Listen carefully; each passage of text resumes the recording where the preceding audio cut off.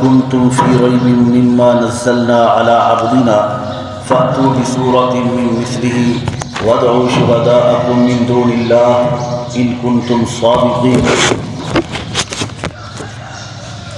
مشرکین مکہ، منافقین اور کفار آپ علیہ الصلاۃ والسلام کو پریشان کرنے کے لیے کوئی کسر نہ چھوڑتے تھے۔ اللہ رب العالمین کا قرآن سچا کلام نازل ہوتا تو اس پر بھی وہ یہ کہتے کہ نعوذ باللہ محمد الرسول اللہ کہ یہ تو جادوگر ہیں، یہ اپنی طرف سے کلام بناتے ہیں، یہ تو کوئی آسمانی کلام ہے نہیں، یہ تو مخلوق کا ہے، اللہ کا کلام ہی نہیں ہے۔ تو بہرحال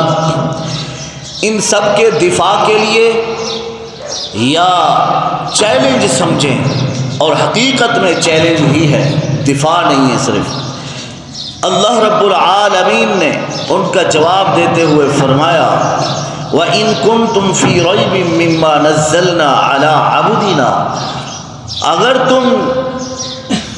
اس قرآن کے متعلق شک میں ہو جو ہم نے اپنے بندے یعنی محمد الرسول اللہ پہ نازل کیا، اتارا، فَأْتُوا بِسُورَةٍ مِّن مِّثْلِهِ، اس کی مثل کوئی ایک صورت لاؤ، کوئی ایک صورت لاؤ۔ فَأْتُوا بِسُورَةٍ، سورت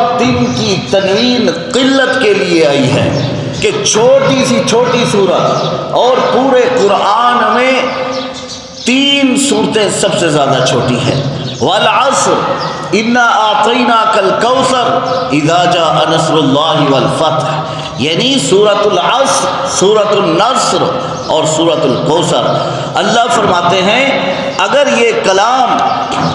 کلام سچا نہیں یا کسی بندے کا بنایا ہوا ہے تو تم اس کلام کو اس طرح بنا کے لاؤ، اس طرح جس طرح میرا کلام ہے، اس کی مثل بنا کے لاؤ۔ اور یہ چیلنج بعد کا ہے، اس سے پہلے ایک اور بات ہوئی کہ فَأْتُوا بِعَشْرِ سُوَرٍ مِّثْلِهِ، تم اس قرآن میں دیکھ رہے ہو 114 صورتیں ہیں، 104 چھوڑ دی، فَأْتُوا بِعَشْرِ سُوَرٍ مِّثْلِهِ، تم 10 صورتیں اس کی مثل لاؤ۔ جب اللہ دیکھتے ہیں، اور اللہ کو پتہ تھا نہیں لا سکتے، پھر اللہ نے فرمایا فَأْتُوا بِسُورَةٍ، ایک صورت لا کر دکھا دو، وہ بھی نہ لائے، میرے رب نے فرمایا لَئِنِ اجْتَمَعَتِ الْإِنسُ وَالْجِنُّ عَلَىٰ أَن يَأْتُوا بِمِثْلِ هَٰذَا الْقُرْآنِ لَا يَأْتُونَ بِمِثْلِهِ وَلَوْ كَانَ بَعْضُهُمْ لِبَعْضٍ ظَهِيرًا۔ سارے انسان اکٹھے ہو جاؤ، لَئِنِ اجْتَمَعَتِ الْإِنسُ، سارے انسان جمع ہو جاؤ،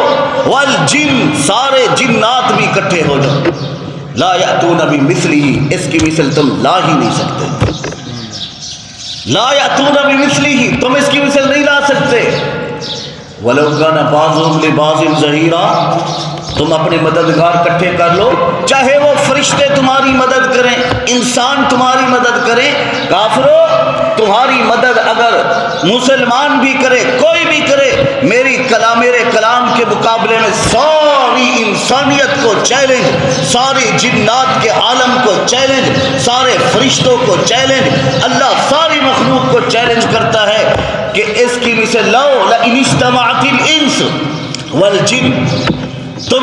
سارے اکٹھے ہو جاؤ، لیکن اس کی مثل تم نہیں لا سکتے، نہ تمہارے مددگار تمہاری اس میں مدد کر سکتے ہیں کہ میرے قرآن کی مثل لیں۔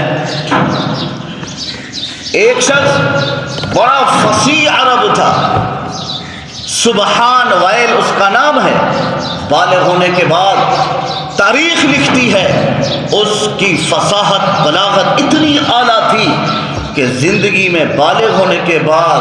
اس نے ایک جملہ ایک جیسا کبھی نہیں کہا، ایک بات اس نے کر دی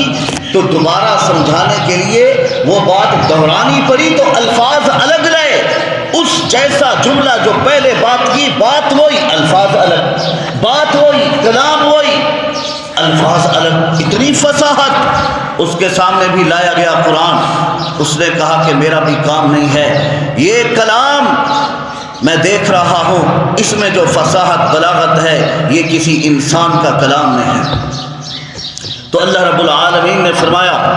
کہ تم اس کی ایک سورت کی مثال لو، اور تم لا بھی نہیں سکتے ہو۔ وَادْعُوا شُهَدَاءَكُم مِّن دُونِ اللَّهِ إِن كُنتُمْ صَادِقِينَ، تم بلا لو اپنے خداؤں کو، بلا لو جن کو تم پکارتے ہو، جن سے مدد لیتے ہو، بلا لو میرے قرآن کے مقابلے میں۔ آ جائے لات، آ جائے منات، آ جائے عزا، سارے بت بھی اکٹھے ہو جائیں، سارے مشرک بھی اکٹھے ہو جائیں، من دون اللہ، اللہ کے علاوہ سب کو بلا لو، تم بلا سکتے ہو اگر تم سچے ہو۔ ان کنتم صادقین، تو میرے قرآن جیسا قرآن بنا کر دکھا دو۔ تو اللہ رب العالمین کا یہ مقدس کلام ہے، سچا کلام ہے، پیارے حضور صلی اللہ علیہ وسلم کا یہ معجزہ ہے۔ اللہ رب العالمین نے اس کی حفاظت فرمائی ہے، لوح محفوظ میں بھی محفوظ، دنیا میں بھی محفوظ، آخرت میں بھی محفوظ، قیامت تک محفوظ، ہمیشہ کے لیے محفوظ ہے۔ اس میں جو پیغام ہے، ضابطۂ حیات ہے، جو احکامات ہیں اللہ کی طرف سے ہیں، ہر بات سچی ہے، ہر بات پکی ہے۔ اللہ رب العالمین مجھے اور آپ کو، ہم سب کو اس پر عمل کرنے کی توفیق عطا فرمائے۔